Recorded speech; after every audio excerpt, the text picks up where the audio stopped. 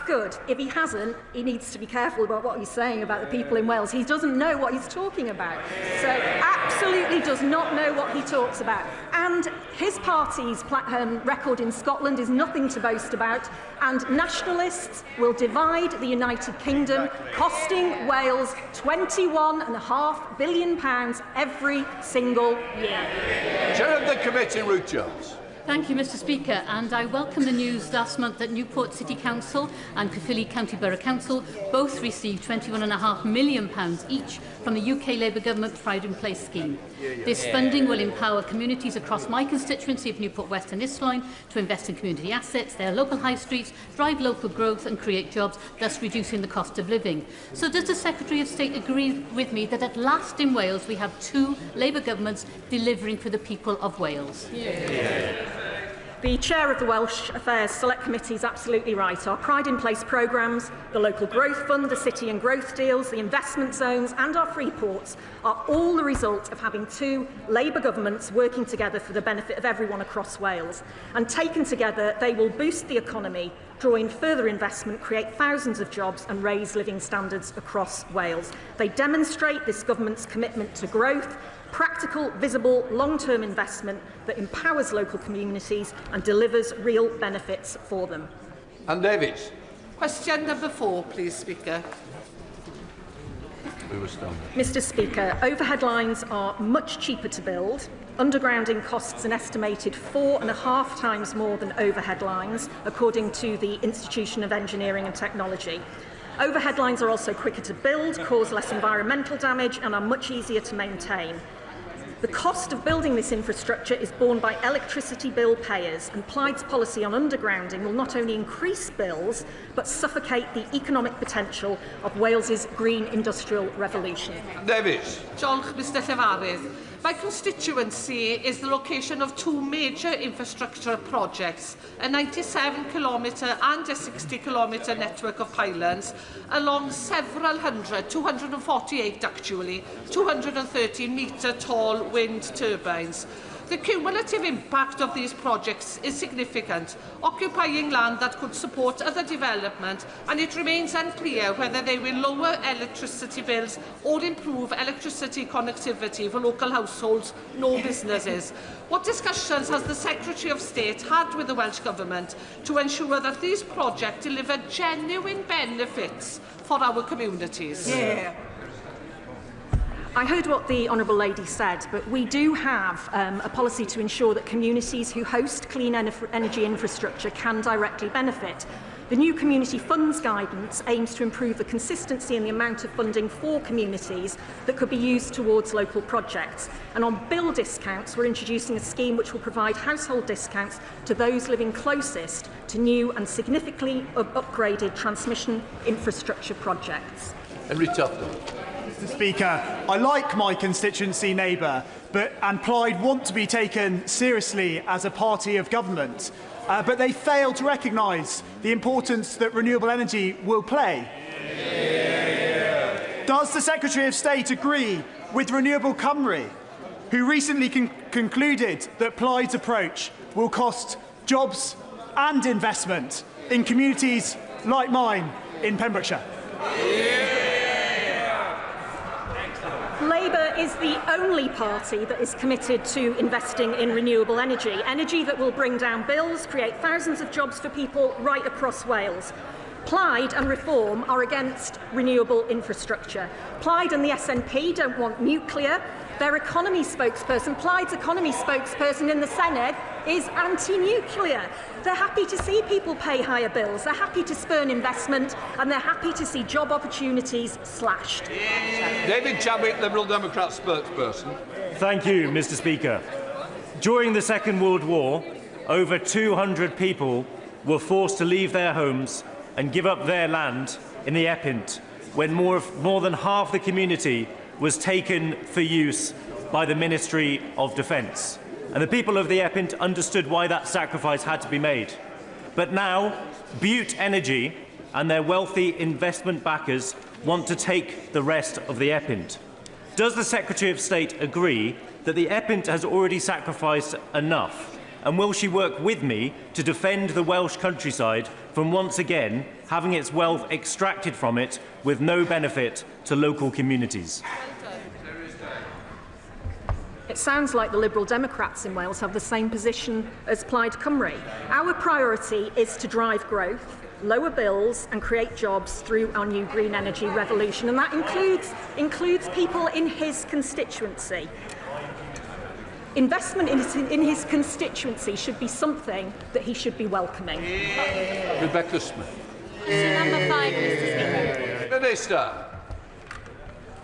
We inherited a broken asylum system in absolute chaos from the party opposite, with tens of thousands stuck in the system, dependent on expensive asylum hotels. We are committed to ending the use of hotels as asylum accommodation as soon as possible and before the end of this Parliament as part of a controlled, managed and orderly programme. Rebecca Smith. Under the Welsh Labour Government, waiting lists, educational standards and opportunities for young people have all ground to an abrupt halt. It is shocking, therefore, that the Labour Welsh Government isn't prioritising these issues, which would make a real difference to the people of Wales. Instead, Labour ministers, supported by Plaid Cymru, are ploughing tens of millions of pounds into its nation of sanctuary policy that is believed to support services for some illegal immigrants. Does the Honourable Lady agree with me it is high time her colleagues scrapped this wasteful, non-devolved policy and instead focus their time on lowering NHS waiting times and improving standards in the classroom? It sounds like the member opposite doesn't agree with welcoming the thousands of Ukrainian refugees which the UK government's nation of sanctuary has largely supported, and that has been used to welcome Ukrainian families fleeing from Russian aggression, a cause which I understood her party supported. Chris Evans. Mr. Speaker, can I associate myself with the remarks of the Leader of Plaid Cymru and pay tribute to Hefin David, my friend and colleague? I will say this, he was an amazing representative for Wales and a real warrior for those who found themselves neurodivergent or on the margins of society. I'm also delighted, Mr. Speaker, that Caerphilly is so popular today. It seems so many people only visited the constituency several times, or not at all, have only read about it in the press, have become experts about my constituency. And I am also pleased that the Minister raised today the plight of the Ukrainians, because if there is who came to Wales and seek sanctuary running from war, because if there was one downside to that by-election, it was the talk of asylum seekers being bad people, that they're all illegal, they don't contribute anything. And I say to those people, come and see the exhibition that was on in Caerphilly Council and see what they contributed, and what message does the Minister have for those Ukrainians who are still seeking asylum in Wales? Many. Thank you. We offer sanctuary for those who desperately need it, and we are proud of that. But we inherited a broken system from the party opposite, contracts that are inherited. Hotel use since the last election has nearly halved, and we have removed 30,000 people who have no right to be here, ensuring that those who do need to be here do have the welcome and support that they need. This is not job done, but work in progress. Compare that to the last 14 years of the Tory government.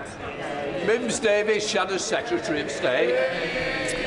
So after wantonly scrapping the Rwanda scheme, the Labour government is now overseeing record-breaking figures of illegal immigrants, and reported the scandal was now engulfing North Wales, where more than 200 illegal immigrants tried to gain entry to the country on ferries from Dublin to Holyhead. Meanwhile, Penelli military camp in South West Wales was previously condemned by Labour Welsh Government. It appears their current policy, along with reforms, is from boats to barracks, which is happening in Scotland and Sussex. Yet Plaid say that there is no such thing as illegal immigration. Can the Minister agree with me that both her government and Plaid have no idea or interest in how to make our borders safe? I feel the party opposite forgets about the chaos that they created. We have inherited a broken system, inherited from 14 years of chaos, in contracts that we have to honour from the last government. But in the last year, we have halved the use of hotels. We have removed 30,000 people who have no right to be here. This is not job done, as I say, but it is work in progress, and compare that work in just 1 year to 14 years of chaos under her party's government. Catherine Brooks. Question number 6, Mr. Speaker. From bench number 6, Minister. We are investing at least £445 million into Welsh Rail to right years of underfunding by previous governments. This will mean new stations, more and faster trains along the key lines, improve cross-border connectivity, create jobs and boost economic growth. Thank the Minister for the investment of £445 million, which will be a fundamental driver of economic growth and connectivity in South Wales. What actions is the Minister taking with Cabinet colleagues and industry partners to ensure that a new station serving my constituents in Megra and Undy will be delivered without delay, getting my constituents on track and faster towards their destinations? Yeah. I thank my honourable friend. She has been a strong champion for this rail investment, which is key to unlocking Wales's economic potential. This includes funding to progress the 5 burn stations in Cardiff East, Newport West, Somerton, Llanwern, Magor and Undy. I will continue to work with the Welsh Rail Board, Welsh Government, to ensure the communities she represents get the infrastructure that they need. Asper Brandrett. The huge economic potential of both the northwest of England and North Wales is being held back by poor rail infrastructure. The last Conservative government committed to at least £1 billion to upgrade and electrify the railway lines from Crewe and Warrington through Chester into North Wales. This Labour government has scrapped those transformational plans at a time when economic growth is a priority. Will she seek to reinstate the vital rail infrastructure investment in the Mersey-Dean North Wales region? Well, that money just didn't exist. And we are investing a historic £445 million into Welsh Rail to right years of underfunding by previous governments and unleashing Wales' economic potential. This will mean new stations, faster trains on key lines and connecting people, well-paid and better jobs right across Wales. 2 governments working in partnership to deliver for the people of Wales. Before we come to Prime Minister's questions, can I welcome in the gallery the Honourable Speaker of the Parliament of Sri Lanka and his delegation. We now come to questions to Prime Minister Nick Smith. Number 1, please, Mr. Speaker. Prime Minister. Mr. Speaker, the scenes of destruction emerging from Jamaica are truly shocking. Both the Foreign Secretary and I have been in close contact with our Jamaican counterparts in recent days to offer the UK's full support. Mr. Speaker, I can update the House that HMS Trent and specialist rapid deployment teams are pre-positioned in the region, and we stand ready to provide humanitarian support. Mr. Speaker, Awab Ishaq died 5 years ago from a respiratory condition caused by exposure to black mould in his flat in Rochdale. He was just 2 years old. No child should grow up without the safety and security of a decent home. For far too long, millions of people have lived at the mercy of rogue landlords and insecure contracts. Labour is ending that. Despite the best efforts of the Tories and Reform who voted against it, our Renters' Rights Act is now law, including Awab's law. Fighting for working people, that's the difference a Labour government makes. And on that issue, Mr. Speaker, this government has secured the biggest deal to manufacture Typhoon fighter jets in this country for almost 20 years. We secured that deal because the UK is back as a leading and trusted member of NATO. A timely reminder for the Green Party, whose policy is to take us out of NATO, the Putin-friendly Reform Party, who would have no standing with NATO, and for the leader of the opposition, you don't win NATO deals by not turning up to NATO summits. Mr. Speaker, this morning I had meetings with ministerial colleagues and others. In addition to my duties in this House, I shall have further such meetings later today. Nick Smith. Mr Speaker, can I associate myself with the Prime Minister's remarks about supporting Jamaica? Across our country and in Blaenau Gwent and Rumney, off-road bikers are a menace. They tear up our environment and turn our streets into racetracks. After years of Tory cuts, Gwent police are tackling this now. So does the Prime Minister agree with me that police forces and communities like mine are seeing the difference that Labour can make in power? Well, I share my honourable friend's determination that everyone feels safe and secure in their community. Neighbourhood policing was decimated by the party opposite, and we're restoring it with 3,000 extra officers by spring. We're also giving them the powers, Mr Speaker, they need, including tough new respect orders that allow the police to seize and destroy vehicles within 48 hours. The Tories walked through the lobbies with reform in voting against our crime and policing bill. The opposition, Kemi Bernal. Thank you, Mr Speaker. Last year, in its manifesto, Labour promised not to increase income tax, not to increase national insurance, and not to increase VAT. Does the Prime Minister still stand by his promises? Well, Mr Speaker, I'm glad that the Leader of the Opposition is now finally talking about the economy. I can update the House, Mr Speaker. Retail sales are higher than expected. Inflation is lower than expected. Growth has been upgraded this year. And, Mr Speaker, the UK stock market is at an all-time high. The budget is on the 26th of November, and we will lay out our plans. But I can tell the House now that we will build a stronger economy, we will cut NHS waiting lists and deliver a better future for our country. Well, Mr Speaker. Yes. What a fascinating answer. It is not the same answer that I received when I asked exactly the same question, word for word, on the 9th of July. Then the Prime Minister replied with just one word, yes, and then he sat down with a smug grin on his face. What's changed in the past 4 months? Mr Speaker, as she well knows, no Prime Minister or Chancellor will ever set out their plans in advance. But, Mr Speaker, I can say this, Mr Speaker, because the figures on the productivity review that's being undertaken, this is a judgment on their record in office.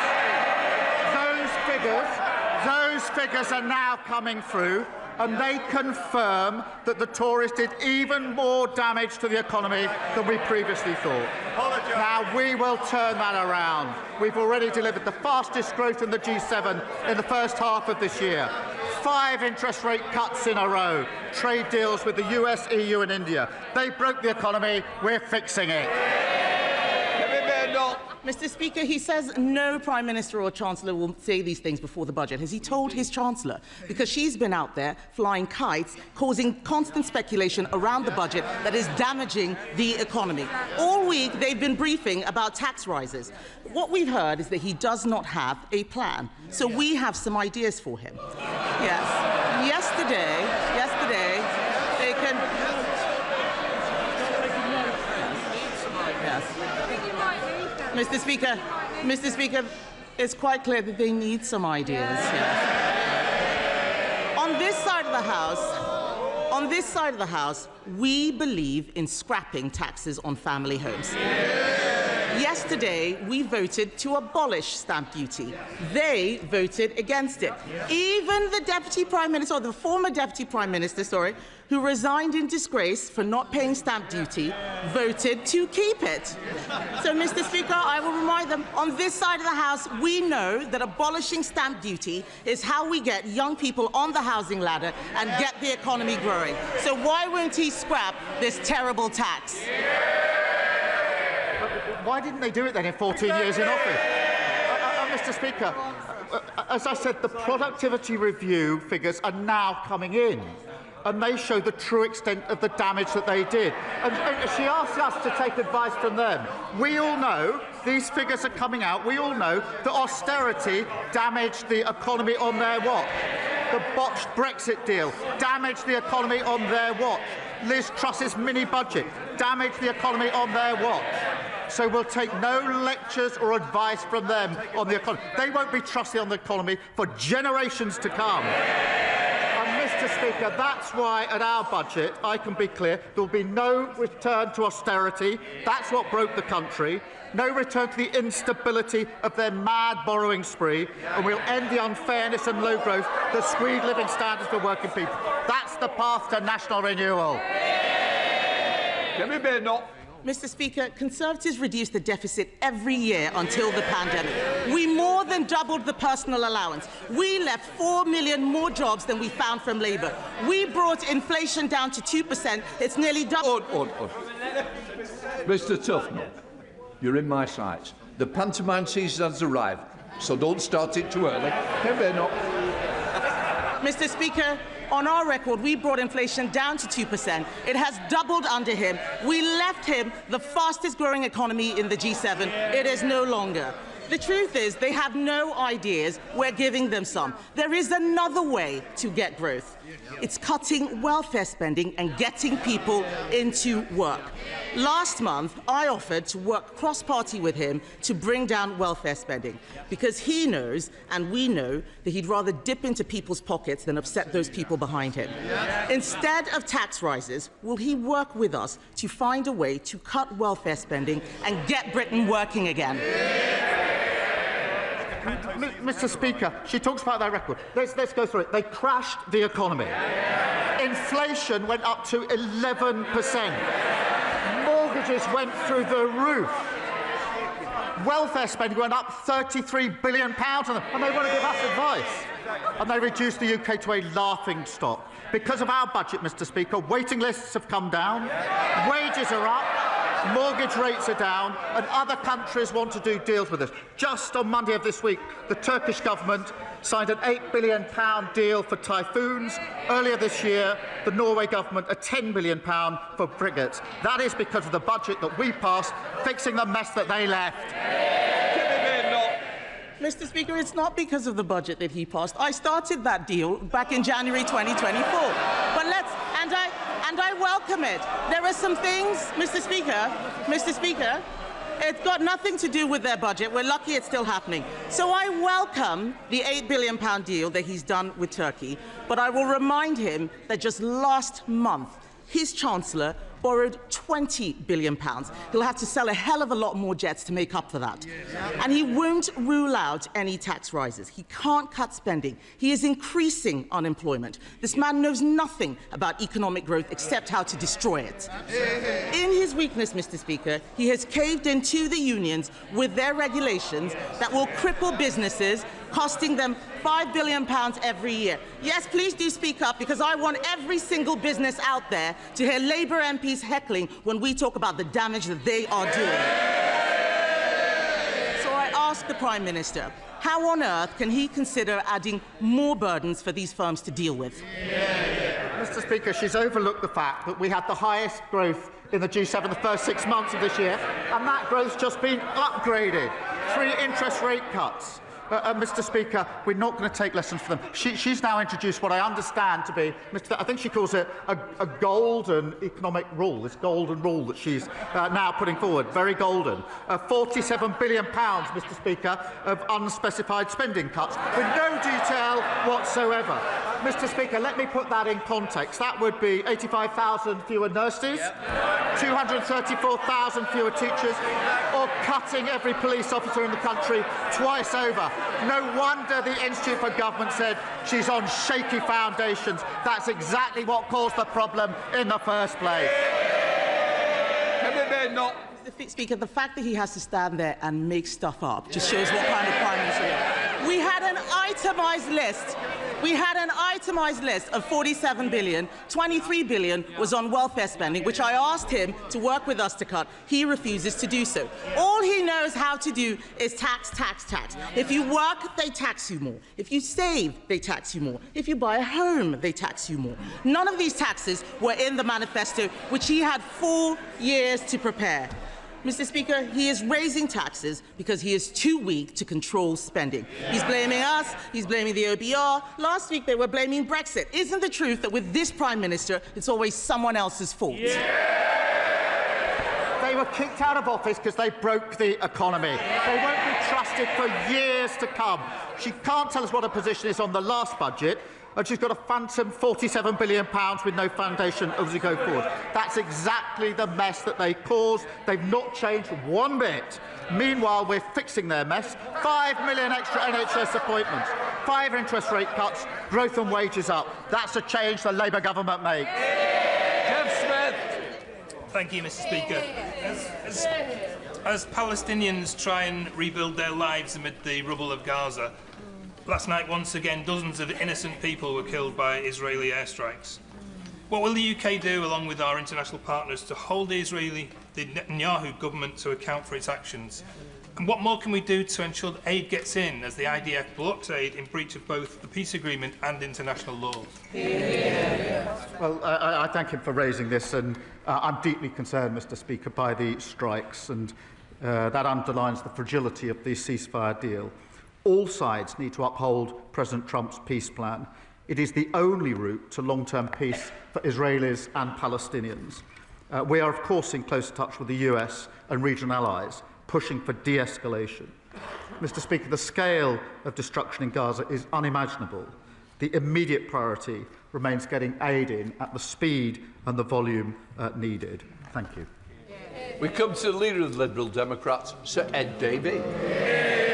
Thank you, Mr. Speaker. And can I associate myself with what the Prime Minister said about Jamaica and indeed all those islands and countries affected by Hurricane Melissa? Our thoughts and prayers are with all those affected. And I'm sure the whole House will want to join me in paying tribute to Prunella Scales, Mr. Speaker. I suspect I'm not the only member of the House with a Fawlty Towers DVD box set. She will be greatly missed. Mr. Speaker, across Europe, in countries like Poland, Germany and France, we've seen evidence of dangerous Russian interference in their politics. Last month, the former leader of a major party in Wales pleaded guilty to taking bribes to make pro-Russian statements. The evidence shows Nathan Gill was a close confidant of the current Reform Party leader for years. So does the Prime Minister agree with me that it's time we had an in-depth investigation into Russian meddling and money in British politics? Joining his comments on Prunella Scales, and on this question of Russian interference, it is a serious problem in countries across Europe, including in our country, where it's a constant threat. And Mr. Speaker, for NATO allies, the conflict in Ukraine and dealing with Russian aggression is the #1 issue. And that is why I have to say the Reform Party would be an absolute disaster for our defence. We are a trusted member of NATO. We wouldn't be a trusted member if we were Putin-friendly. We are leading the coalition of the willing, giving security and comfort to 30 other countries that would collapse under reform because they're Putin-friendly, and it would be a real threat to our defence and our security. Sir Ed Davey. Mr. Speaker, I'm grateful for the Prime Minister's reply, and I agree with him on Ukraine, but I do hope he will look at an investigation into this Russian interference in our politics. Mr. Speaker, last week I questioned how he can accept the damage of Brexit while refusing to do anything meaningful about it. The damage is clear, with the Financial Times reporting that lower productivity growth alone has blown a £20 billion black hole in the public finances, just part of the Brexit black hole that Conservatives and Reform will not apologise for. Last week, he rejected my plan for a new customs union. So can I ask him what action he will take to change the Brexit deal, or is he just planning to complain about it? Well, he must have overlooked the fact that there was a UK-EU summit earlier this year in which there were 10 strands to the change that we've already agreed in relation to relationship with the EU, including closer trading relationships, including closer work on defence and security, and that is an iterative process that we will continue into next year. But he's absolutely right about the botched deal of the last government, the damage that's done to our economy, and we're just seeing some of the figures coming through in relation to that. That's one of the reasons, or one of the factors behind the way they crashed the economy. Jonathan Brash. Thank you, Mr. Speaker. Football is a game based on fairness. Yet brilliant clubs that unite communities every week, like Hartlepool, are being held back by a fundamental unfairness. The 3 Up campaign, backed by 72 National League clubs, including Hartlepool United, and championed by Hartlepool legend Jeff Stelling, seeks to grant a 3rd promotion place from the National League to League 2. This simple change will be transformational for these historic clubs, many of which are over a century old. Now, while I accept Arsenal may never directly benefit from such a change, does the Prime Minister agree that this campaign to put football first would help the new football regulator protect club heritage, ensure stability and put fairness and fans back at the heart of our game? Well, can I start by wishing Hartlepool United the best for this season? He will appreciate the structure of the leagues is a matter for leagues themselves, but I do commend his campaign and everything that he's putting behind it. I also want to pay tribute to the staff, the fans and the players at Sheffield Wednesday at this difficult time. Mr. Speaker, we've delivered the independent football regulator to stand up for fans and make sure clubs have fit and proper owners. The party opposite used to support that, but now they oppose it. Gavin Robinson. Mr. Speaker, the Prime Minister has a deep understanding of policing in Northern Ireland and the importance of it. He knows about the ongoing national security threat. Indeed, he knows about the additional costs of dealing with the legacy of our past. And he knows that the PSNI has been underfunded. He knows that the Northern Ireland Executive have rightly brought forward a stability programme for them. He knows that they are under strength, because New Decade, New Approach in 2020 suggested there should be 7,500 police officers in Northern Ireland. Today there are 6,200. But does he know that the Treasury did not look favourably upon a request to draw upon the reserves for a data breach cost of £120 million? Does he recognise that in Treasury terms that incident was unpredictable, it was unforeseeable, it's unaffordable? It matches the criteria that the Treasury have. To set aside that money in a year would be 10% of the overall PSNI budget. It is not affordable. Can I ask him, in engagement with the Chancellor, to think about this issue again and to ensure that our police service of Northern Ireland and the national security threat that they face is not hampered by in-year financial rules? Well, can I thank him for raising this important issue, and I know it is of real concern to him. Can I reassure him that I am in regular contact with the Chief Constable, John Boucher, and the PSNI on this very issue, as he would expect. As he's aware, we provided a record settlement for the Executive, £19.3 billion per year on average. We also invested £113 million in additional security funding for the PSNI to help address specific security challenges. Now, whilst it's for the Executive to set the PSNI budget, I want to reassure him that our commitment is to keeping people safe in Northern Ireland. Alan Strickland. Thank you, Mr. Speaker. I'm speaking on behalf of my constituents, Shannon and Tyler, who lost their 2-year-old son, Hudson, earlier this year. Worried about their son and calling 111, they were told he had gastroenteritis. In fact, Hudson had a twisted bowel and a few days later, after being rushed to hospital, tragically died. Mr. Speaker, Shannon and Tyler are full of praise for the NHS medical staff who worked so hard to save their son's life. They just wish they'd been offered an in-person appointment sooner, which might have given a more accurate diagnosis. They want Hudson's legacy to be better access to face-to-face NHS appointments for children under 5, so other families don't face this tragic situation, and their online petition on this matter has gained over 80,000 signatures. Will the Prime Minister join me in sending the best wishes of this House to Hudson's family? And will he ensure they meet a Health Minister to discuss their courageous campaign? Well, can I thank him for raising this tragic case? And I'm sure I speak for the whole House in saying we send our sympathies and thoughts to Hudson's parents, Shannon and Tyler. And I'll make sure that they get the meeting that he's asking for. This is exactly why we're working to improve access to face-to-face appointments for those that want one. And to enable that, we've delivered the largest cash uplift for GPs in a decade, put over 2,500 GPs into general practice, and we're upgrading 1,000 surgeries to deliver 8 million more appointments. James McMurdo. Thank you, Mr. Speaker. Mr. Speaker, earlier this week, I got to see the very best and some of the worst of our National Health Service. When my own daughter needed them, they were there. but when an 89-year-old gentleman in the restaurant I was eating in collapsed, it took over an hour and 15 minutes between my first call and the arrival of 2 exhausted paramedics.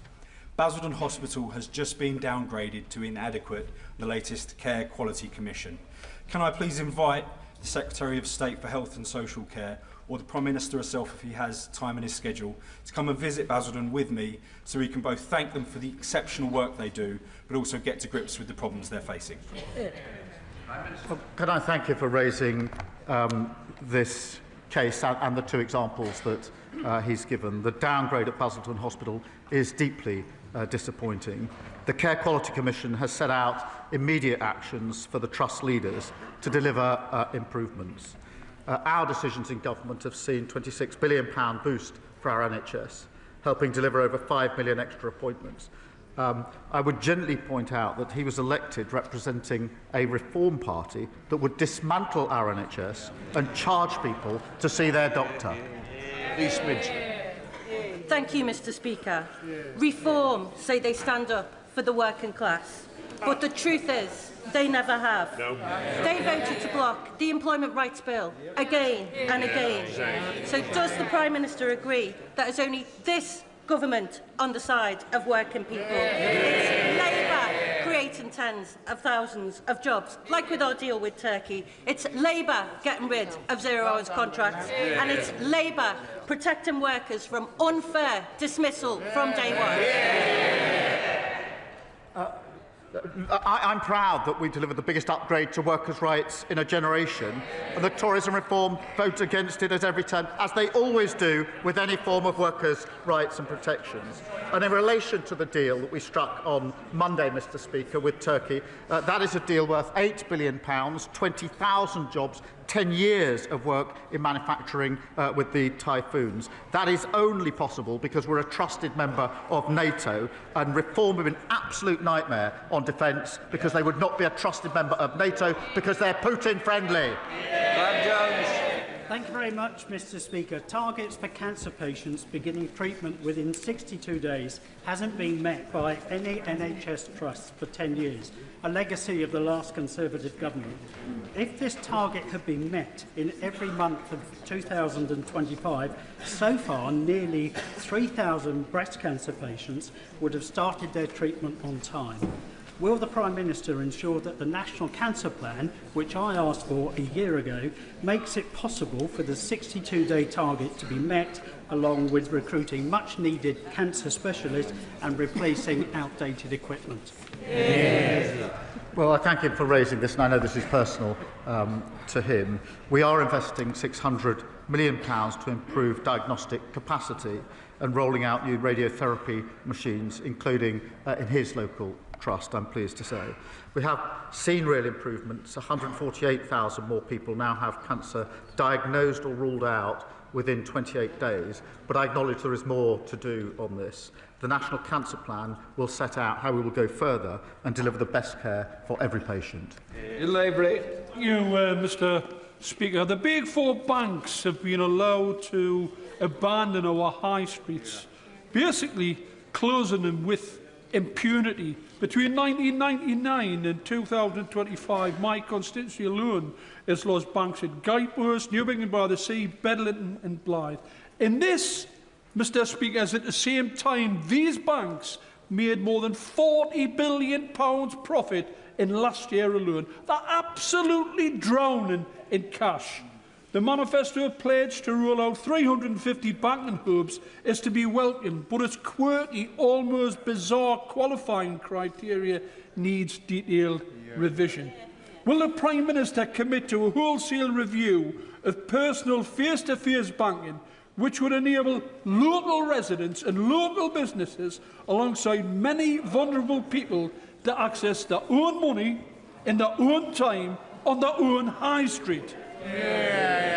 Well, Can I thank you for raising this? And I know how important face-to-face banking is on our high streets. We have committed, as he says, to rolling out 350 banking hubs across the United Kingdom. Over 180 are already open. I want to reassure him that 350 is not the limit. While decisions over hubs are taken independently, they can be rolled out wherever a community needs one. And I'm happy to make sure the relevant Minister follows up with details for him. I will. Mr. Speaker, I'm proud that the last government introduced the triple lock and we're committed to keeping it. But from...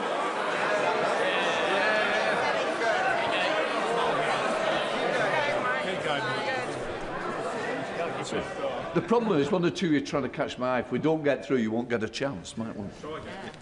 Thank you, Mr. Speaker. It was a great achievement of the last government, and we will be keeping it. But from April, pensioners with private pensions as low as £2 a month will be paying income tax for the first time. Now, last year's budget, the Chancellor was clear that extending the freeze on personal allowances would breach their manifesto commitment. So will the Prime Minister prove the media speculation wrong, keep his promise and guarantee that there will be no extension to the freeze on personal allowances? The freeze was introduced by them. That's why it's coming in next year.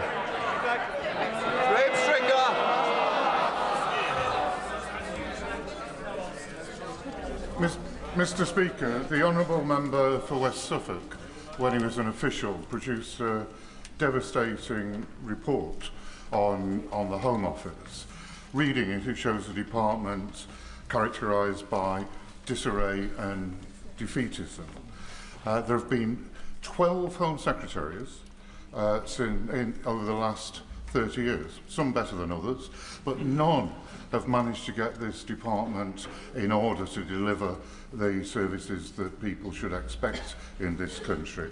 Will the Prime Minister give the new Home Secretary the necessary resources and policy interventions to make sure that she can be successful? Yes, she's bearing down on the challenges at the Home Office, most of them inherited from the last government, and we will make the changes necessary, and I have every confidence in the Secretary of State to do so. Fan of the House, Sir Edward Lee. After all the hatreds in the world today, wasn't it a lovely moment to see the King and the Pope pray together in the Sistine Chapel? Doesn't it give us hope that these historic divisions can be resolved? And doesn't it give us hope that despite the fact that Ukraine and Gaza may seem intractable problems, if we have the will to preserve the freedom of all people to live in their own country, and if we have the will to have faith in our common humanity, these problems can be resolved and we can win through.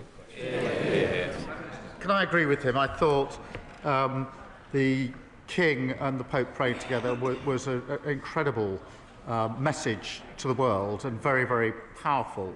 And I agree with him that if we all work together, we can actually bring people together, notwithstanding the very many difficulties and challenges that poses around the world and in our own country. It's why, so far as we can, we should be uniting on national patriotic renewal in this country, rather than the toxic division that we see on some of the benches opposite. Daniel Zeitner. Mr. Speaker, Cambridge is one of the most intensive science and innovation clusters in the world, and that success is based on openness to talent. Now, at the moment, in many American universities, there are many well-qualified people pondering their futures. What a fantastic opportunity, but it is a global competition. So can I ask the Prime Minister what our government is doing to make their destination of choice the United Kingdom? Well, my honourable friend's constituency is just one example of why the United Kingdom is a world leader in educating and attracting the brightest minds. Our immigration white paper includes changes to make sure more of the world's best graduates and entrepreneurs start their careers and their businesses here. Mr. Speaker, we're also boosting our R&D sector with more than £86 billion, making sure we continue to attract the best and the brightest. Alison Grace. Thank you, Mr. Speaker. Last weekend, I spoke to Paul, who runs Bar Humbug Sweets in Littlehampton. And yesterday, I heard from Matt, a tech entrepreneur whose British company employs thousands worldwide. Their businesses couldn't be more different, but they both told me the same thing. This government is piling on new taxes, regulation and costs that make it harder to create jobs, invest and grow. So when will the Prime Minister stop choking opportunity and start backing the people who create jobs in the first place? Well, Mr. Speaker, our small business plan was widely welcomed by small businesses across the country, not least because of their input into it. But she complains about the measures we had to take at the last budget, including national insurance. He says chose to take. They still can't say whether they'd reverse them. They know nothing about the damage they did to our economy. Janet Davey. Mr. Speaker. Mr. Speaker, I'm wearing all black today, and that's to demonstrate my sorrow due to a fatal stabbing that took place in my constituency yesterday. Now, we all know that one death is one death far too many, but I've had 2 deaths in my constituency in the last few weeks. My community needs reassurance. Knife crime must end. Can the Prime Minister say what more his government is doing to tackle knife crime? Well, can I thank her for raising these tragic cases which have a huge impact on families, friends and communities. And I know that she's a passionate and dedicated campaigner on this issue. Every single life that's lost to knife crime devastates communities, and that's why we've banned zombie knives and ninja swords and have strengthened controls on online knife sales. Mr. Speaker, we're also giving stronger powers for police in our crime and policing bill, which both the Conservatives and Reform voted against. Glover. Thank you, Mr. Speaker. I had the recent privilege to visit Fitzwarren School in my Oxfordshire constituents, Didcot and Wantage, the only special school that we have, and see the excellent care and education that they provide.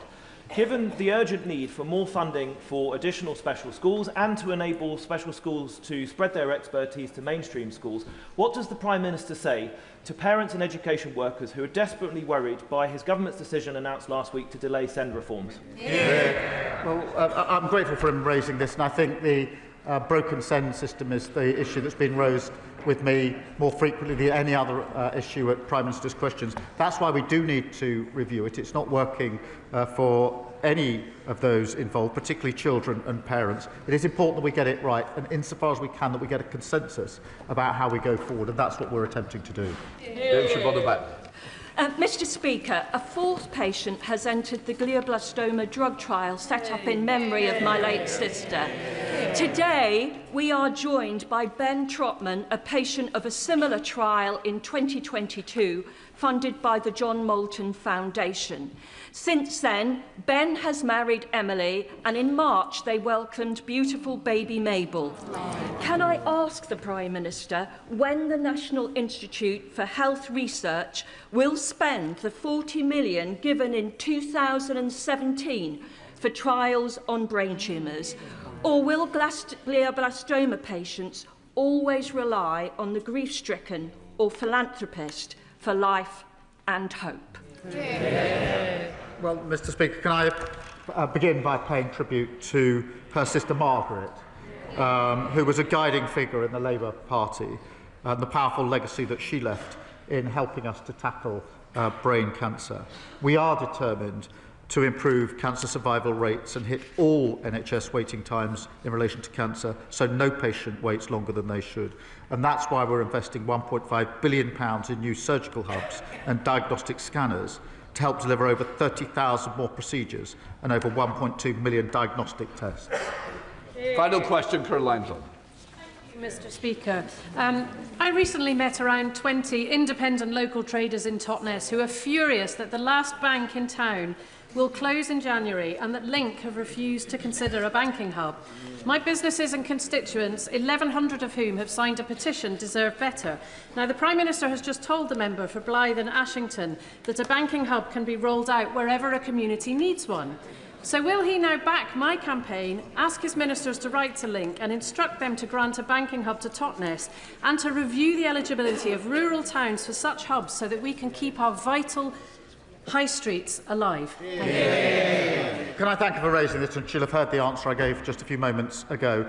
What I will ensure is that she gets a meeting with the relevant minister so she can put the case in relation to the banking hub in question. That completes questions. We'll let the front bench change over.